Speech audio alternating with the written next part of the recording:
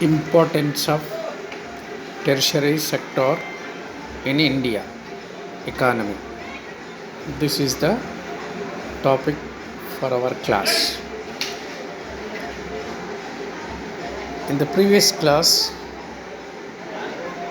we discussed concept and components of tertiary sector.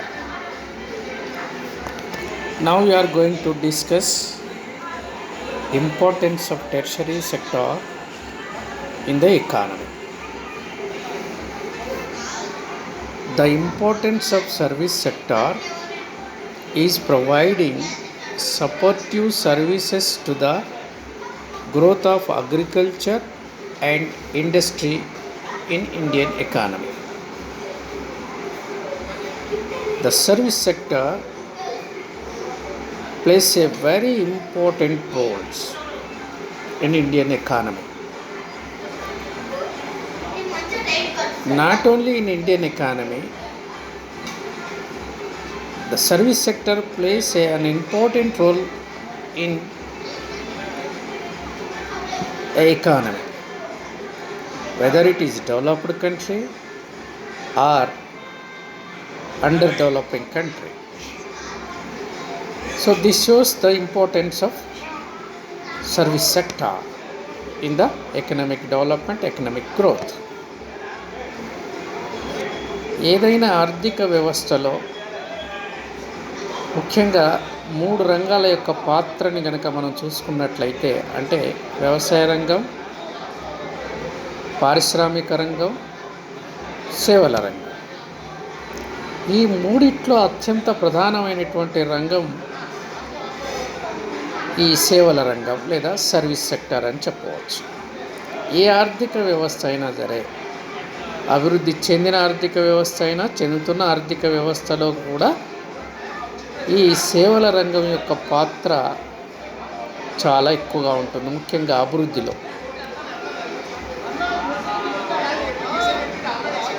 So ఇది ఎట్లా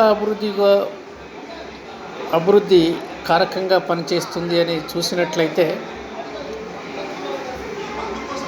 వ్యవసాయ రంగానికి, పారిశ్రామిక రంగానికి అనేక రకాల సర్వీసెస్ని ప్రొవైడ్ చేస్తుంది.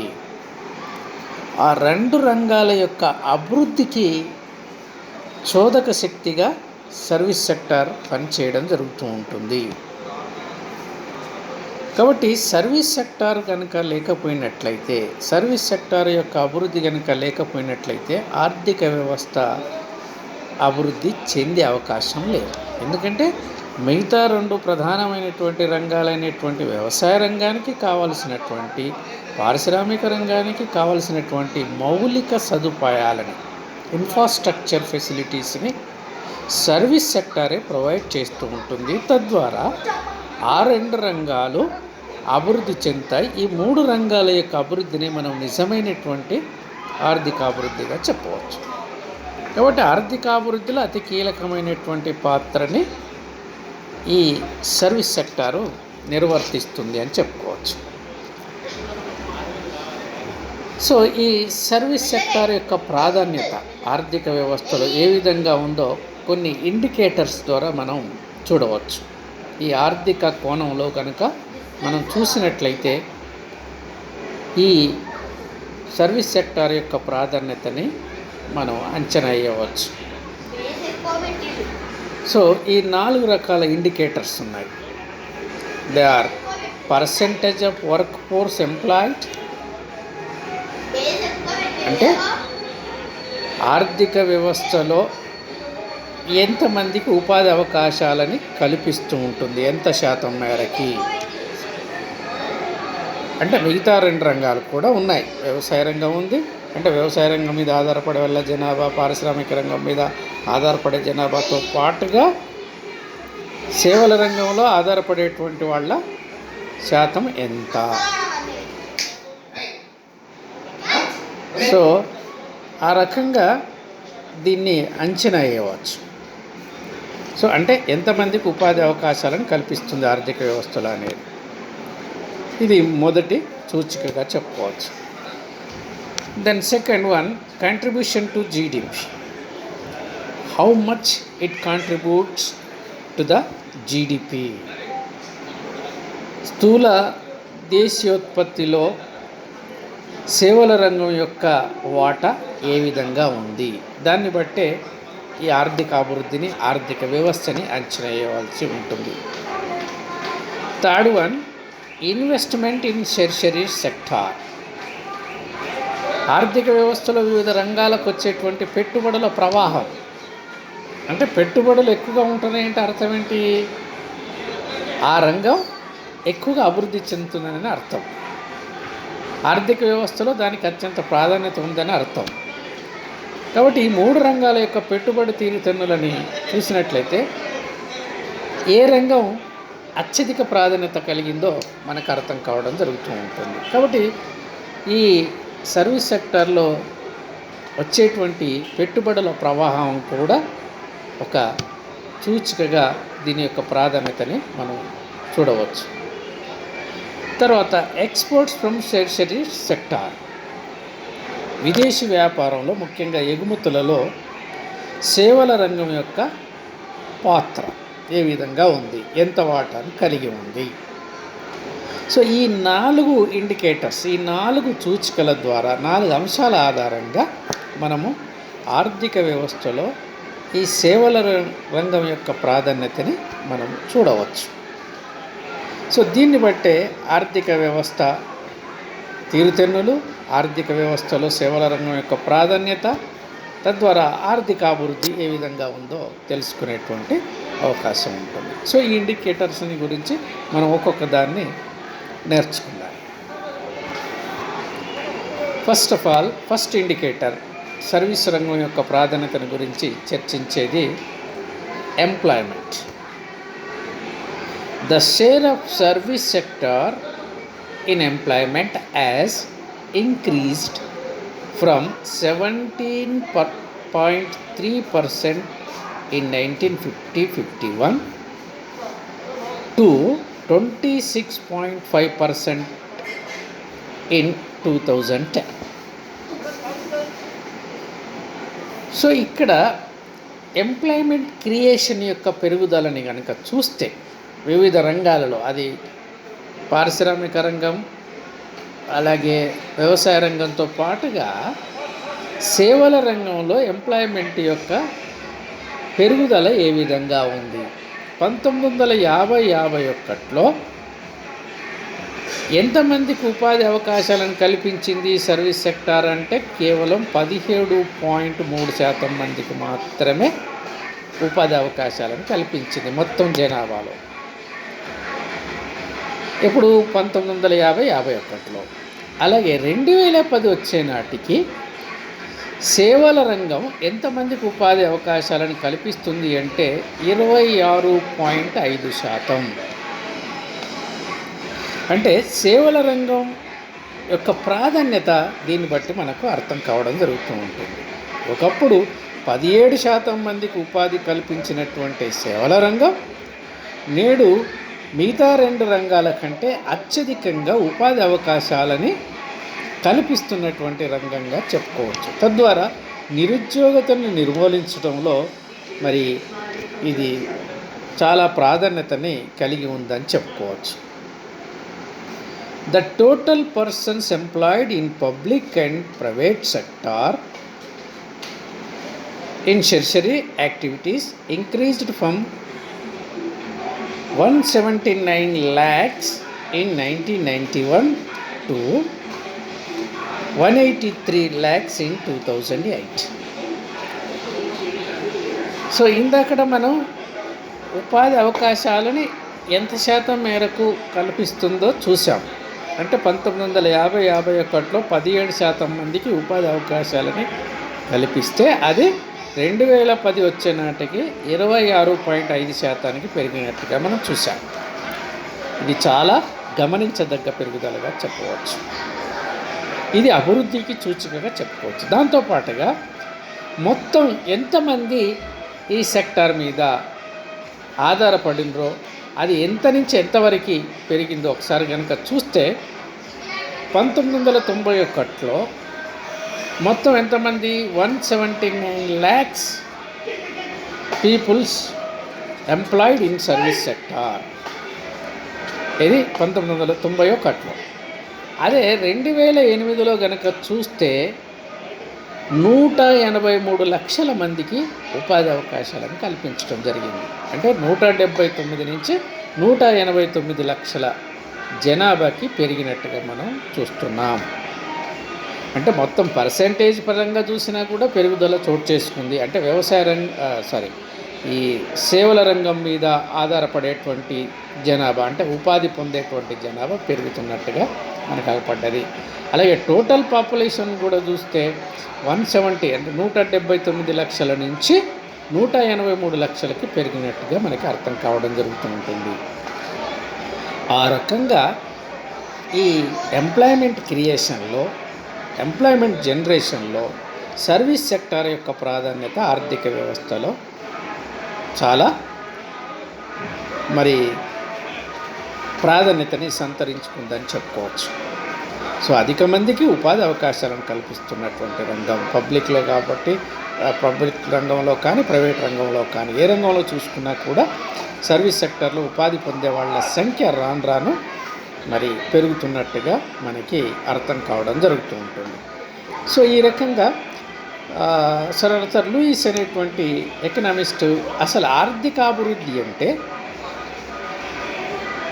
ప్రాథమిక రంగం నుంచి, అంటే వ్యవసాయ రంగం నుంచి పారిశ్రామిక రంగానికి, పారిశ్రామిక రంగం నుంచి సేవల రంగానికి జనాభా శీఘ్రంగా తరలిపోవడాన్నే నిజమైన ఆర్థిక అభివృద్ధి అని చెప్పడం జరుగుతూ ఉంటుంది. సో ఆ రకంగా చూసినట్లయితే భారతదేశం 1950-51లో 17% మందికి 17.3% మందికి ఉపాధి అవకాశాలను కల్పిస్తే 2010 నాటికి 26.5%కి పెరిగినట్టుగా మనం చూస్తున్నాం. అంటే వ్యవసాయ రంగం నుంచి పారిశ్రామిక రంగం నుంచి సేవల రంగానికి తరలి రావడం జరుగుతూ ఉంటుంది మానవ వనరులు. టోటల్ పాపులేషన్ కూడా చూస్తే 179 lakhs నుంచి 183 lakhs పెరిగినట్టుగా మనం చూస్తున్నాం. సో ఈ రకంగా ఉపాధి అవకాశాలలో, ఉపాధి కల్పనలో మిగతా 2 రంగాల కంటే చాలా మెరుగ్గా ఈ సేవల రంగమే కల్పిస్తూ ఉంటుంది. కాబట్టి ఆర్థిక వ్యవస్థలో ఉపాధి కల్పనలో అత్యంత ప్రధానమైనటువంటి పాత్రని పోషించేటువంటి రంగం సేవల రంగంగా మనం చెప్పవచ్చు. తర్వాత రెండవది ఇండికేటర్ చూస్తే, రెండవ సూచిక ఆర్థిక వ్యవస్థలో సర్వీస్ సెక్టర్ యొక్క ప్రాధాన్యతను చూస్తే contribution to GDP. The share of service sector in GDP marginally increased from 29% in 2051 to 59% in 2011-12. ఇక్కడ మనం గమనించినట్లయితే స్థూల దేశీయోత్పత్తిలో మిగతా 2 రంగాలతో పోలిస్తే సేవల రంగం యొక్క కాంట్రిబ్యూషన్ చాలా ఎక్కువగా ఉన్నట్టుగా మనకు అగపడుతూ ఉంటుంది. 1950-51లో కేవలం సేవల రంగం యొక్క వాటా 29% మాత్రమే. అంటే మిగతా దాదాపుగా 71% మిగతా 2 రంగాల్లో సమకూరుస్తున్నాయి జాతీయ ఆదాయానికి.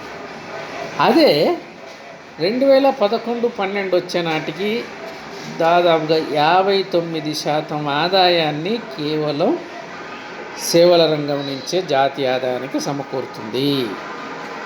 అంటే చూడండి, 29% నుంచి 59%కి పెరిగిందంటే ఎంత శాతం పెరిగిందో దీన్ని బట్టి మనకు అర్థం కావడం జరుగుతూ ఉంటుంది. చాలా గ్రోత్ రేటును కనుక చూస్తే between 1950-51 to 1991 service sector grew at an average of 4.9% and between 2004 and 5 to 2012-13 at 9.6%. So growth పర్సంటేజ్ని కూడా మనం పరిశీలించినట్లయితే 1951 నుంచి 1991 సంవత్సరానికి సర్వీస్ సెక్టర్ యొక్క గ్రోత్ యావరేజ్గా 4.9, నథింగ్ బట్ 5% గ్రోత్ రేట్తో ఉంటే 2004-05 నుంచి 2012-13 మధ్య గ్రోత్ రేట్ కనుక మనం పరిశీలించినట్లయితే ఆల్మోస్ట్ 10%, దట్ ఈజ్ 9.6%గా నమోదు కావడం జరిగింది. మిగతా ఏ రంగాల్లో ఇంత వృద్ధి రేటు సాధించలేదు. అది వ్యవసాయ రంగం కానివ్వండి, పారిశ్రామిక రంగం కానివ్వండి. ఇంకా వ్యవసాయ రంగం యొక్క వాటా క్రమక్రమంగా మనం ఆర్థిక జీడిపిలో తగ్గుతున్నట్టుగా మనం గమనించాం. కానీ సేవల రంగం యొక్క వాటా క్రమంగా పెరుగుతున్నట్టుగా మనం చూసాం. అది 29% నుంచి 59% పెరిగినట్టుగా గమనించాం. అలాగే దీని గ్రోత్ రేటు కూడా 4.9% నుంచి 9.6%కి పెరిగినట్టుగా మనం గమనించాం. ఇంకా ఈ పెరుగుదల రేటు కూడా 50-51, 90-91 మధ్య కంటే మరి 2004-05 నుంచి 2012-13 మధ్య పెరుగుదల రేటు చాలా ఎక్కువగా ఉంది. 50-51 నుంచి 90-91 మధ్య 4.9% గ్రోత్ రేట్ నమోదు చేస్తే 2004-2005 నుంచి 2012-13 మధ్య 9.6% గ్రోత్ రేటు సర్వీస్ సెక్టర్ నమోదు చేయడం జరిగింది. సో వృద్ధి రేటు నమోదులో కానివ్వండి, జాతీయ ఆదాయంలో వాటాలో కూడా గణనీయమైనటువంటి పెరుగుదలని చూపడం జరిగింది. కాబట్టి ఆర్థిక వ్యవస్థలో మరి సర్వీస్ సెక్టార్కి ఎనలేని ప్రాధాన్యత ఉంది అని చెప్పుకోవచ్చు. సో ఈ రకంగా ఆర్థిక వ్యవస్థలో ఇటు ఎంప్లాయ్మెంట్ జనరేషన్లో కావచ్చు, అలాగే జీడిపిలో షేర్ కావచ్చు, ఈ సర్వీస్ సెక్టర్ యొక్క ప్రాధాన్యత చాలా ఎక్కువగా ఉన్నట్టుగా మనం గమనిస్తూ ఉంటున్నాం. ముఖ్యంగా అభివృద్ధి చెందిన దేశాల్లో ఈ వాటా ఇంకా పెరుగుతూ ఉంటుంది. దాదాపుగా 70-80% జాతీయ ఆదాయంలో వాటా ఈ సర్వీస్ సెక్టర్ నుంచే రావడం జరుగుతూ ఉంటుంది. మనది మాత్రం 59% మాత్రమే ఉంది. ఇది ఇంకా పెరుగుదలకి అవకాశం ఉంది. కాబట్టి అలా పెరిగినట్లయితేనే అది నిజమైనటువంటి అభివృద్ధి చెందిన దేశంగా మనం అవతరించేటువంటి అవకాశం ఉంటుంది. దీనికి ఇంకా స్కోప్ ఉంది, పెరిగేటువంటి స్కోప్ ఇంకా ఎక్కువగా ఉందని చెప్పుకోవచ్చు. కాబట్టి ఆర్థిక వ్యవస్థలో ఈ సేవల రంగం యొక్క ప్రాధాన్యత చాలా ఎక్కువగా ఉన్నట్టుగా మనం చెప్పవచ్చు. మూడవ సూచికను కనుక చూస్తే ఆర్థిక వ్యవస్థలో సేవల రంగం యొక్క ప్రాధాన్యతని మనం చూసినట్లయితే ఇన్వెస్ట్మెంట్. ఆర్థిక వ్యవస్థలో ఆయా రంగాలలో పెట్టుబడి యొక్క ప్రవాహం ఏ విధంగా ఉంది దాన్ని పరిశీలించినట్లయితే ఈ 3 రంగాల యొక్క ప్రాధాన్యతని మనం ఆర్థిక వ్యవస్థలో అంచనా వేయవచ్చు. ముఖ్యంగా 3 రంగాలలో పెట్టుబడుల యొక్క ప్రవాహం సర్వీస్ సెక్టార్లోనే ఎక్కువగా ఉన్నట్టుగా మనం గమనించవచ్చు. స్వాతంత్రం వచ్చిన కానీ ముఖ్యంగా 5 ఇయర్ ప్లాన్స్ ఇంప్లిమెంట్ చేస్తున్నప్పటి నుంచి ఇప్పటిదాకా పరిశీలించినట్లయితే ఫ్లో ఆఫ్ ఇన్వెస్ట్మెంట్ ఎక్కువగా ఉన్నటువంటి సెక్టార్ సర్వీస్ సెక్టార్గానే మనం చూడవచ్చు. ఎందుకంటే దానికి అంత స్కోప్ ఉంది, దాని డెవలప్మెంట్ గ్రోత్ రేటు కూడా ఎక్కువగా ఉంది. సో అందుకోసం ఇన్వెస్ట్మెంట్ కూడా ఈ సర్వీస్ సెక్టార్లోకే ఎక్కువగా వచ్చినట్టుగా చెప్తున్నాం. ఇన్వెస్ట్మెంట్ యొక్క గ్రోత్ రేటే మనం ఈ సెక్టార్ యొక్క ప్రాధాన్యతని అంచనా వేయడానికి వీలుంది. 5 year plans have recorded highest priority to tertiary sector in plan allocations. అన్ని 5 ఇయర్స్ ప్లాన్స్లో కూడా మనం ఇప్పటిదాకా 12 5 ఇయర్స్ ప్లాన్స్ని, తర్వాత కొన్ని 1 ఇయర్ ప్లాన్స్ని ఇంప్లిమెంట్ చేయడం జరిగింది ఇండియాలో. అన్ని రకాల ప్లాన్స్లో కూడా ప్రణాళికలలో ముఖ్యంగా సేవల రంగానికి అధిక ప్రాధాన్యత ఇచ్చి బడ్జెట్ అలొకేషన్స్, రిసోర్స్ అలొకేషన్స్ని ఎక్కువగా సేవల రంగానికే మరి కేటాయించడం జరిగిందని చెప్పుకోవచ్చు. అందులో ఏ రంగాలని ఎక్కువగా కేటాయించడం జరిగింది అంటే అందులో ముఖ్యంగా సర్వీస్ సెక్టర్లో అత్యంత ప్రధానమైనటువంటి ప్రాధాన్యత రంగాలు ఉన్నాయి. Power sector, transport sector, communications, trade, social and other services have received highest allocation in the range of 55% to 65%.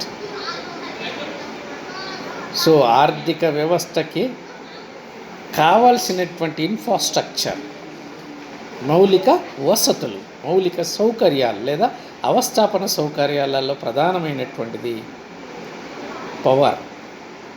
ఏ పరిశ్రమకు కావాల్సిన, అలాగే వ్యవసాయ రంగానికి, ఇంకా దేనికైనా కూడా పవర్ కావాలి అంటే కరెంట్. మరి ఈ పవర్ సెక్టార్లో అత్యధికమైనటువంటి పెట్టుబడులని పెట్టడం జరిగింది అనేక ప్రణాళికలలో. తర్వాత ట్రాన్స్పోర్ట్, రవాణా సదుపాయాలు, ముఖ్యంగా రోడ్ రవాణా కావచ్చు, రైలు రవాణా కావచ్చు, వాయు మార్గాలు కావచ్చు, అలాగే నౌకాయానం కావచ్చు. ఈ రకంగా చూసినట్లయితే ఈ ట్రాన్స్పోర్ట్ యొక్క అభివృద్ధి, రవాణా రంగాన్ని అభివృద్ధి కోసం ప్రభుత్వాలు ప్రణాళికల్లో అత్యధికంగా నిధులని కేటాయించడం జరిగింది. ఎందుకంటే ఆర్థికాభివృద్ధికి ఆయుపట్టు రవాణా రంగం కాబట్టి దాన్ని అభివృద్ధి చేయడం జరిగింది. నెక్స్ట్ కమ్యూనికేషన్స్ రంగంలో ఎంత విప్లవాత్మకమైనటువంటి మార్పులు రావడం జరిగిందో మనం చూస్తూనే ఉన్నాం. మనం ఇంతకుముందు కూడా చెప్పుకోవడం జరిగింది. సో కమ్యూనికేషన్స్ రంగంలో కూడా పెట్టుబడుల ప్రవాహం ఇటు స్వదేశీ పెట్టుబడులతో పాటు విదేశీ పెట్టుబడులు కూడా మరి చాలా ఎక్కువగా రావడం మనం గమనించడం జరిగింది. అలాగే ట్రేడ్, వ్యాపార రంగంలో కావచ్చు, సామాజిక రంగంలో కావచ్చు, మరి హైయెస్ట్ ఇన్వెస్ట్మెంట్స్ని మరి చోటు చేసుకోవడం జరిగింది. ముఖ్యంగా ఈ ఈ ప్లాన్స్ అలొకేషన్లో మరి అత్యధికంగా 55% నుంచి 65%కి మరి పెరగడం జరిగింది వివిధ రకాల ప్లాన్లో. దీన్ని బట్టే ఈ రంగం యొక్క ప్రాధాన్యతని మనం అంచనా వేయవచ్చు.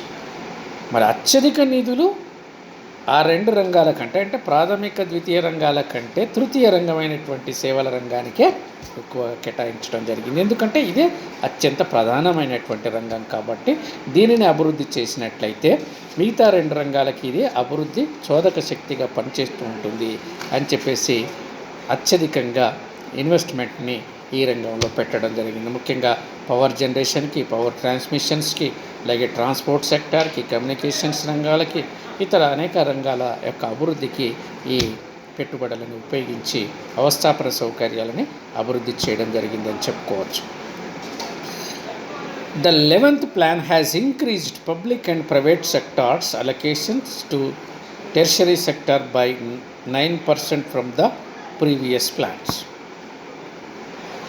సో 10th ప్లాన్ కంటే 11th ప్లాన్ వచ్చేసరికి ప్రభుత్వ ప్రైవేట్ రంగాలలో ముఖ్యంగా ఈ సేవల రంగానికి దాదాపుగా 9% ఇన్వెస్ట్మెంట్స్ని ఇంక్రీజ్ చేయడం జరిగింది.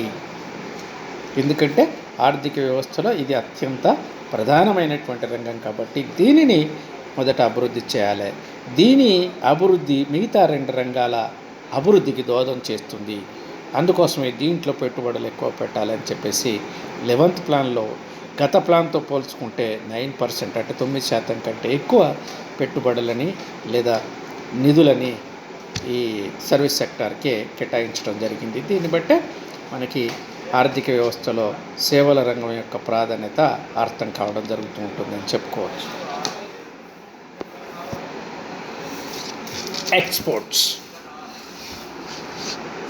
ఎక్స్పోర్ట్స్లో కూడా అంటే విదేశీ వ్యాపారంలో ముఖ్యంగా ఎగుమతులలో సేవల రంగం యొక్క వాటా కూడా ఈ సేవల రంగం యొక్క ప్రాధాన్యతని మనం చూడవచ్చు. India has become one of the major exports of tertiary sector services. So ప్రపంచంలో ఈరోజు మరి అత్యధికంగా ఎగుమతులు ముఖ్యంగా సేవల రంగం నుంచి వచ్చేటువంటి ఎగుమతులను చేస్తున్నటువంటి దేశంగా భారతదేశాన్ని గుర్తించదగిన స్థాయిలో మరి నేడు ఉన్నదని చెప్పుకోవచ్చు. ముఖ్యంగా technical and consultancy services, engineering design, project evaluations, scientific research and development of India initially were exported to the third world countries.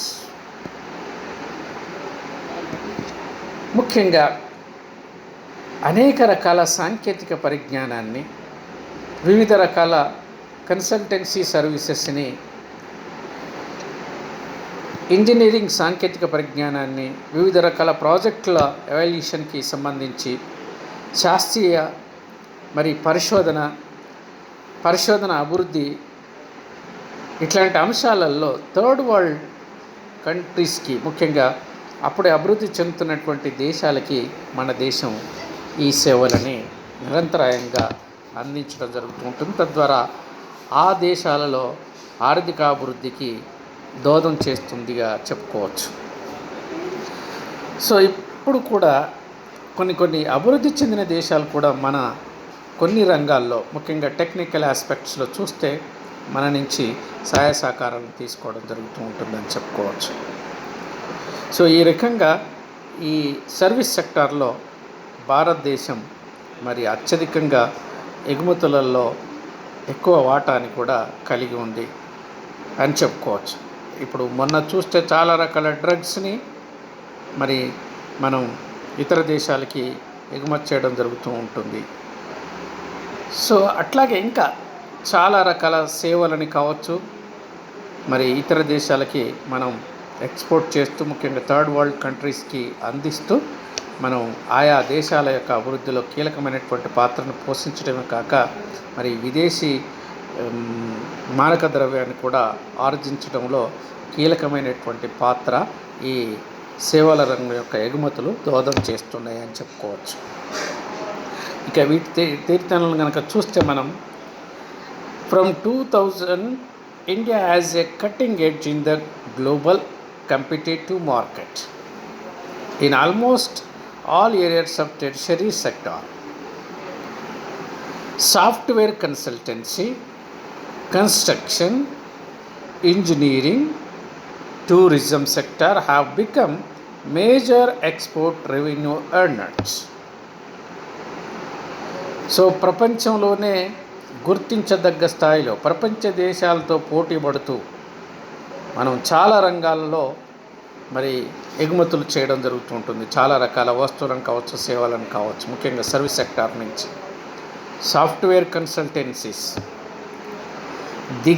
ప్రపంచ దిగ్గజ కంపెనీలైనటువంటి మైక్రోసాఫ్ట్ కావచ్చు, గూగుల్ కావచ్చు. సో ఇట్లాంటి పెద్ద పెద్ద సంస్థలకి మనం సాఫ్ట్వేర్ కన్సల్టెన్సీస్ని మన నిపుణులే అందించడం జరుగుతూ ఉంటుంది. సో ఆ రకంగా చాలా రకాల ఎగుమతులు కూడా, సాఫ్ట్వేర్ ఎగుమతులు ఈ దేశం నుంచి మరి ఎక్కువగా కావడం జరుగుతూ ఉంటుంది, సర్వీసెస్ని అందించడం జరుగుతూ ఉంటుంది అని చెప్పుకోవచ్చు. అలాగే కన్స్ట్రక్షన్స్, వివిధ రకాల నిర్మాణాలను, భారీ నిర్మాణాలను మనం ఇతర దేశాలలో అందించడం జరుగుతూ ఉంటుంది.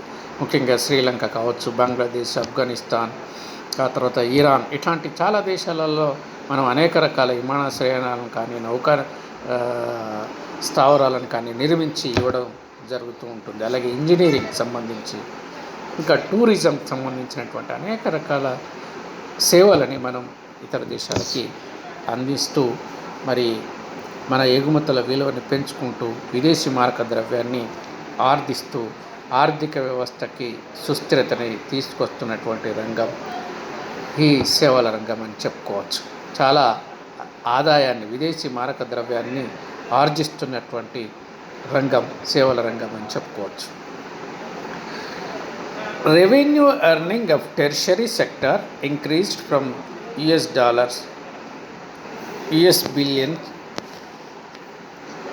US $46 billion in 2004 and 5 to $90 billion in 2007 and 8. Once again repeat, revenue earning of tertiary sector increased from 46 billion US dollars in 2004 and 5 to 90 billion US dollars in 2007-8. So మనం రెవెన్యూ పరంగా చూస్తే ఎంత ఇంక్రీజ్ అయింది? 2004-2005 సంవత్సరంలో 46 billion American డాలర్లని మనం earn చేస్తే, అంటే మనకు వస్తే ఈ ఎగుమతుల ద్వారా, అంటే సేవల రంగం ద్వారా అందించేటువంటి వివిధ రకాల సర్వీసెస్ ద్వారా 46 బిలియన్ US డాలర్లని ఆర్జిస్తే, అదే 2007-2008 వచ్చే నాటికి 90 బిలియన్ US డాలర్లని ఆర్జించడం జరిగింది. అంటే దాదాపుగా రెట్టింపు ఆదాయాన్ని వితిన్ షార్ట్ స్పాన్ ఆఫ్ పీరియడ్లో మన ఎగుమతుల ద్వారా ఆర్జించడం జరిగిందని చెప్పుకోవచ్చు. దీన్ని బట్టి సేవల రంగం యొక్క వాటా ఎక్స్పోర్ట్స్లో గణనీయమైనటువంటి సంఖ్యలో పెరిగినట్టుగా మనం చూస్తున్నాం. ఇంకా సేవల రంగం యొక్క వాటా ఎగుమతులలో పెరగవలసినటువంటి అవసరం ఉంది. ఈ రంగాలు అందించేటువంటి సేవలు కనుక మనం అంతర్జాతీయంగా ఎక్కువగా అందించగలిగినట్లయితే ఎంప్లాయ్మెంట్ జనరేషన్ అవుతూ ఉంటుంది, ఇన్కమ్ జనరేషన్ అవుతూ ఉంటుంది. తద్వారా ఆర్థిక వ్యవస్థ అభివృద్ధి వైపు ప్రయాణించేటువంటి అవకాశం ఉంటుందని చెప్పుకోవచ్చు. ఈ రకంగా ఆర్థిక వ్యవస్థలో ఈ 4 సూచికల ఆధారంగా మనం ఈ సేవల రంగం యొక్క ప్రాధాన్యాన్ని అంచనా వేయవచ్చు. ముఖ్యంగా ఎంప్లాయ్మెంట్ కల్పించడంలో, అంటే ఉపాధిని కల్పించడంలో సర్వీస్ సెక్టార్ ఏ విధంగా మిగతా 2 రంగాల కంటే ఎక్కువగా కల్పిస్తుందో చూసాం. అలాగే జీడిపిలో సేవల రంగం యొక్క వాటా ఎంత ఉందో చూసాం. తర్వాత ఎక్స్పోర్ట్స్లో, అంటే విదేశీ ఎగుమతులలో సేవల రంగం యొక్క వాటా ఏ విధంగా ఉందో చూసాం. అలాగే ఇన్వెస్ట్మెంట్ పెరుగుదలలో, అంటే పెట్టుబడుల యొక్క ప్రవాహాలను కూడా మనం చూస్తే, మరి మిగతా 2 రంగాలతో పోల్చుకుంటే భారత ఆర్థిక వ్యవస్థలో సేవల రంగానికి అత్యంత ప్రాధాన్యత ఉంది. సేవల రంగం యొక్క అభివృద్ధి త్వరితంగా జరుగుతూ ఉంటుంది. సేవల రంగం యొక్క అభివృద్ధి మిగతా 2 రంగాలకి దోహదం చేస్తూ ఉంది. కాబట్టి భారత ఆర్థిక వ్యవస్థలో సేవల రంగానికి అత్యంత ప్రాధాన్యత ఉంది అని చెప్పుకోవచ్చు. భారత ఆర్థిక వ్యవస్థలే కాదు, మొత్తం ప్రపంచ ఆర్థిక వ్యవస్థలో కూడా సేవల రంగానికి అత్యంత ప్రాధాన్యత ఉంది అని చెప్పుకోవచ్చు. Thank you.